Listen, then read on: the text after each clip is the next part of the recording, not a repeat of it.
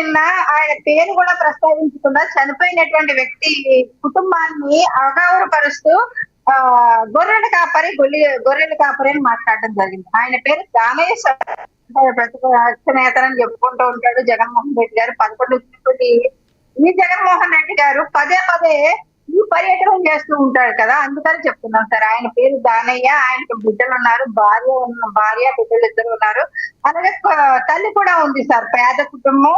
ఆ పేద కుటుంబాన్ని ఇందులో ఉన్నటువంటి వ్యక్తిని దానయ్యని చంపేసిన తర్వాత సిజి అప్పలరాజు కొడుకు బైక్ కింద పడి ఆయన చనిపోయిన తర్వాత అప్పుడు ఆ కుటుంబానికి ₹1,00,000 ఇస్తానని బేరమాడడం కావచ్చు. ఆ తర్వాత సిజి అప్పలరాజు వాళ్ళ ఇంట్లో ఆమెకి పని మనిషి స్థానం ఇస్తానన్నారు సార్. పని చేసుకోవడానికి పని మనిషిని పెట్టుకుంటానని చెప్పారు. అంటే ఇలాంటి ఒక లేని కుటుంబానికి, ఒక పేద కుటుంబానికి అండగా నిలవలసినటువంటి ఈ జగన్మోహన్ రెడ్డి గారు వైఎస్ఆర్సీపీ నేత వెళ్ళి ఒక నేరస్తులు, ఒక క్రిమినల్ కుటుంబానికి అండగా నిలబడినటువంటి పరిస్థితిని రాష్ట్ర ప్రజలందరూ కూడా చూస్తున్నారు. అంటే దానయ్య అనేటువంటి చనిపోయినటువంటి వ్యక్తి ఈ కుటుంబానికి ఎలాంటి క్రిమినల్ బ్యాక్గ్రౌండ్ లేదండి సార్.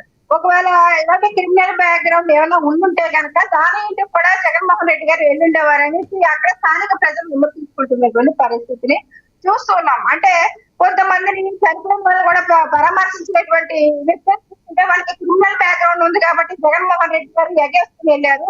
అలాగే గంజాయి బ్యాచ్లు పోయి బేర్ బ్యాచ్ నుంచి ఏమైనా అరెస్ట్ చేస్తే అలాంటప్పుడు కూడా ఆయన ఎగేసుకుంటూ వెళ్తారు జగన్మోహన్ రెడ్డి గారు. అంటే పరామర్శకు వెళ్ళినప్పుడు కూడా క్రిమినల్ బ్యాక్గ్రౌండ్ ఉన్నటువంటి వ్యక్తులు ఇంటికి ఫాస్ట్ వెళ్తారంటే జగన్మోహన్ రెడ్డి గారు. మరి ఆయనకి ఏమైనా మానసికంగా అదొక రుగ్మత తెలియదు, లేకపోతే రాష్ట్ర ప్రజల మీద, రాష్ట్ర పేద ప్రజల మీద చిన్న చూపో తెలియదు సార్. ఇలాంటి వ్యక్తి గతంలో చెప్పేవాడు పేదలకి పెత్తందారులకి మధ్య పెద్ద యుద్ధం జరగబోతుంది, ఆ యుద్ధంలో పోరాటం చేస్తున్నటువంటి యోధుడిని నన్ను గెలిపించండి అని 175 వై నాట్ 175 టు 175 అని చెప్పినటువంటి జగన్మోహన్ రెడ్డి గారు గతంలో చూసుకుంటే సార్ పేదలకి పెత్తందారులకి యుద్ధం అని చెప్పేవాడు. మరి ఇవాళ దానయ్య అనేటువంటి వ్యక్తి కుటుంబం పేద కుటుంబం కాబట్టి ఆ కుటుంబాన్ని పరామర్శించడానికి వెళ్ళలేదా జగన్మోహన్ రెడ్డి గారు? రాష్ట్ర ప్రజలు చాలా క్వశ్చన్ చేస్తున్నారు సార్. అంటే వీళ్ళు ఇక్కడ చనిపోయారు, అక్కడ చనిపోయారు, వాళ్ళని ఎందుకు పరామర్శించలేదు, వీళ్ళు ఎందుకు పరామర్శించలేదు అంటే వాళ్ళ కుటుంబ ప్రభుత్వంలో ఉన్నటువంటి వ్యక్తులు ఎవరు కూడా శవ రాజకీయాలు చేయలేదు సార్.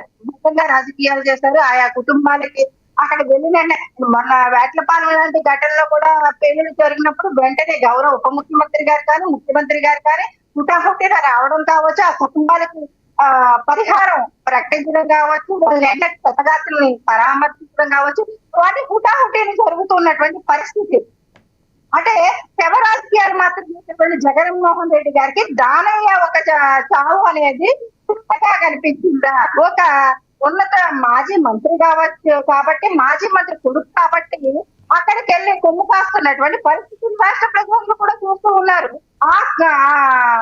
ఎవరైతే ఇప్పుడు అరవర్మ అనేటువంటి వ్యక్తి చేసినటువంటి ఈ దారుణాన్ని వేరే అబ్బాయి మీద నెట్టేసినటువంటి పరిస్థితి వాళ్ళ కుటుంబం కదా సార్. అంటే మాజీ మంత్రి అయినంత మాత్రాన మాజీ మంత్రి కాబట్టి జగన్మోహన్ రెడ్డి గారు వెళ్ళిపోయారు. మరి అక్కడ సిద్ధార్థ జాయి అనేటువంటి అబ్బాయి కూడా పని అయినటువంటి పరిస్థితి కదా. ఇందులో మరి ఆ కుటుంబానికి పరామర్శించలేదు జగన్మోహన్ రెడ్డి గారు. అంటే రాష్ట్ర ప్రజలు ఏమైనా అమాయకులా? మీరు చెప్తున్నటువంటి శ్రీరంగ నీతులని వినడానికి మీరు చేస్తున్నటువంటి ప్రతిదీ కూడా ప్రజలు గమనిస్తూ ఉన్నారు. రావడం వస్తారు, రాసిచ్చినటువంటి స్క్రిప్ట్ కూడా చదివలేడు సార్ ఆయన. రాసిచ్చినటువంటి స్క్రిప్ట్, ఆ స్క్రిప్ట్ లో ఏ వ్యక్తి అయితే అక్కడ ముద్దాయిగా ఉన్నారో, ఏ వ్యక్తిని అయితే అక్కడ ప్రస్తావించారో, స్థానిక ఆ పాతపట్నం ఎమ్మెల్యే కావచ్చు, ఆ పేరును కూడా ప్రస్తావించినటువంటి పరిస్థితిని చూస్తూ ఉన్నాం. ఓ రకంగా చూడాలంటే అంటే ఒక క్రిమినల్ కుటుంబానికి వెళ్ళి ఇప్పుడు సిజి అప్పలరాజు అనేటువంటి వ్యక్తి 14 రోజులు రిమైండ్ లో ఉన్నాడు. ఆ రిమాండ్ లో ఉన్నప్పుడు ఆ కుటుంబాన్ని పరామర్శించడానికి మీరు వెళ్ళారు అంటే ఒక క్రిమినల్ కి మీరు కొమ్ము కాస్తున్నారని రాష్ట్ర ప్రజలందరూ కూడా మిమ్మల్ని ప్రశ్నిస్తూ ఉన్నటువంటి పరిస్థితి. ఈ ప్రశ్నకు మీరు సమాధానం చెప్పాలి జగన్మోహన్ రెడ్డి గారు. పదే పదే ప్రెస్ మీట్లు పెట్టి కుటుంబ ప్రభుత్వం మీద విమర్శలు చేయడము, లేకపోతే మీరు చేస్తున్నటువంటి తప్పుల్ని కూడా ఎండకట్టకూడదని వేసేసి నిజంగా ఒక రకంగా సిగ్గు చేశారు. ఒక రకంగా జగన్మోహన్ రెడ్డి గారు లాంటి వ్యక్తి నా అక్కలు, నా చెల్లమ్మలు, మా వాళ్ళని మాట్లాడుతుంటారు జగన్మోహన్ రెడ్డి గారు. ఒక మహిళ ఎస్ఐ గారిని ఏ రకంగా టచ్ చేసి ఏ రకంగా ఆమెను ఇబ్బంది పెట్టారు, ఏ రకంగా ఆమె మీద నిజంగా అయితే లైంగిక దాడని అంటారు సార్. ఆమెను టచ్ చేయని చోట టచ్ చేయలేనటువంటి పరిస్థితి. ఒక మృగాల్లాగా వైసీపీ నాయకులే కదా, ఒక పార్టీ ఇన్ఛార్జిగా ఉన్నారంటే ఎంత ఒళ్ళు దగ్గర పెట్టుకొని ఉండాలి. మిమ్మల్ని చూసి జగన్మోహన్ రెడ్డి గారు మహిళని గౌరవిస్తే గనక వీళ్ళకి కూడా అదే అలవాటు అయ్యి ఉండేది. కానీ అదే అలవాటు అవ్వలా. వీళ్ళు అందరూ కూడా ఒక ఆకతాయితంగా గతంలో ఒక బ్లేడ్ బ్యాచ్ ని, గంజాయి బ్యాచ్ ని ఏ రకంగా ఎంకరేజ్ చేశారో ఈ రోజు కూడా అదే విధంగా జగన్మోహన్ రెడ్డి గారి ప్రవర్తన తీరు ఉండడం అనేది నిజంగా ఒక మహిళా ఎస్ఐకే రక్షణ లేనప్పుడు, ఒక మహిళా ఎస్ఐ ఒక స్టూడెంట్స్ కోసం వస్తారు, అనేక విధులు నిర్వర్తిస్తున్నప్పుడు వాళ్ళ ప్రోటోకాల్ వాళ్ళ విధులు వాళ్ళు నిర్వర్తించుకుంటూ వెళ్ళిపోతూ ఉంటారు. కానీ మహిళల్ని టచ్ టచ్ చేసినటువంటి ఈ వ్యక్తుల్ని నిజంగా దీన్నైతే మాత్రం ఖచ్చితంగా దాన్ని ఖండిస్తున్నాను సార్. ఎందుకంటే అనేక విఐపీలు అనే కాదు, చాలా మంది మహిళలు ఆడపిల్లలు అనేక చోట్లకి వస్తూ ఉంటారు. అలాంటి చోట్ల కూడా మహిళలకి చాలా భద్రతగా పోలీసు వ్యవస్థలో ఉన్నటువంటి మహిళా కానిస్టేబుల్స్ కావచ్చు, ఎస్ఐ నుంచి సిఎల్ వరకు కూడా వీళ్ళందరూ పని చేస్తూ ఉంటారు. ఒక జన సమూహం మధ్య ఒక లేడీ సింహం లాగా వెళ్తారు ఆడపిల్లలు కాకి యూనిఫామ్ వేసుకున్నారంటే. అలాంటి వ్యక్తులనే మీరు ఈ రకంగా ఇబ్బందులు పెడితే రేపొద్దన్నా మీరు అధికారంలోకి దరిద్రం కొద్దీ మీరు రారు. దరిద్రం కొద్దీ మీరు వచ్చారంటే మహిళలకు ఏ రక్షణ ఉంటది? ఏ రక్షణ ప్రకారం జగన్మోహన్ రెడ్డి మీ ప్రభుత్వం ఎటువంటి చర్యలు తీసుకుంటుంది? వాళ్ళని ఎవరైనా గుర్తించారా? మరి మీరు చెప్తున్నట్టు మీ ప్రభుత్వం మహిళల పట్ల ఏ మేరకు చిత్తశుద్ధితో ఉంది, ఏమనుకోవాలి? మీ ప్రభుత్వ హయాంలో కూడా అడపదడప ఎక్కడ చోట జరుగుతూనే ఉన్నాయి కదా నేరాలు. ఎక్కడికక్కడ జరుగుతూ ఉన్నా సరే కానీ వాటికి శిక్షలు కూడా కఠినంగానే పడుతూ ఉన్నాయి. ఇక్కడ ఎవరు కూడా చేతులు కట్టుకొని ఉండలే.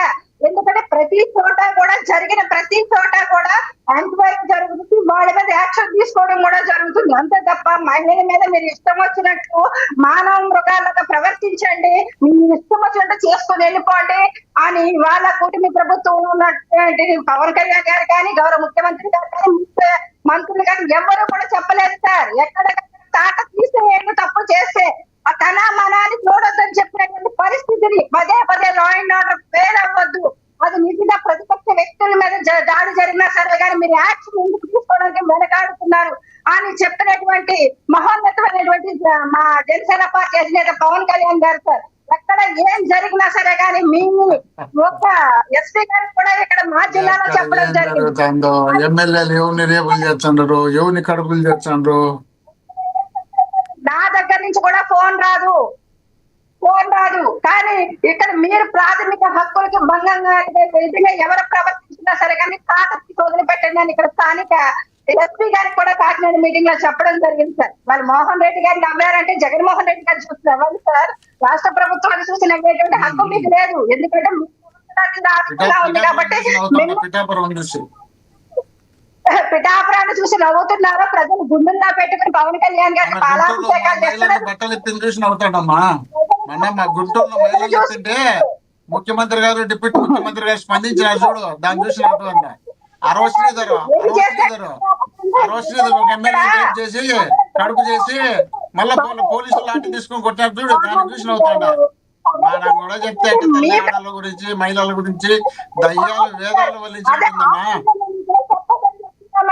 ఆశ్రయంగా ఇతరే చెప్పొద్దని చెప్తున్నా. మాట్లాడే అర్హత మీకు లేదు. దయచేసి మీరు